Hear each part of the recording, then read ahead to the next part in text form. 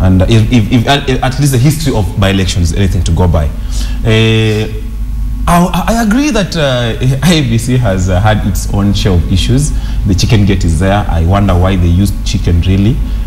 But generally speaking, if you look at the rate at which maybe like officials in IEBC, again, like you said, individuals in there, they could go either way. Sometimes, in fact, the same favorism and all that will not necessarily go with the conventional thinking that no, the government has a hand, and that's what the excuse always like using.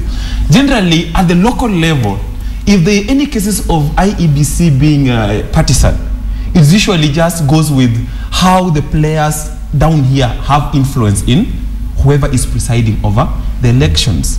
And again, it goes back to the embedded culture that we have. That again, much as such things happen, I totally tend to think that Kenya needs an overhaul of our culture, because we have come to accept most of these things. Okay. Yeah. All right. My only problem is that we cannot wish away the problems that are in IEBC, and these problems are largely to do with the commissioners. All the failures in the previous election, these are not things you can just wish away and say, okay, it's our culture.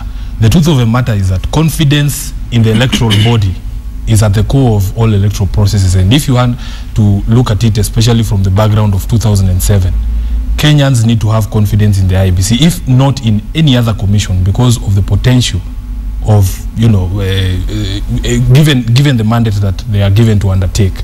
This is the one commission which has to have exception to the Kenyan rule that my colleague is alluding to, because of what is at stake. And if you see what happened in 2007, you will realize that we need to put every effort to reform the IEBC today. And if you just go back to, for instance, the process that came out of IPPG prior to the 97 election, people have confidence in knowing that they have their people in certain bodies. If the IEBC were composed of equal numbers from people who we believe are coded and people who we believe are Jubilee, both sides would be comfortable knowing that there will be checks and balances in that particular body. But we have a referee in this particular instance who is largely believed to favor one particular side of the political divide. How do you expect people to accept the results of that they announce?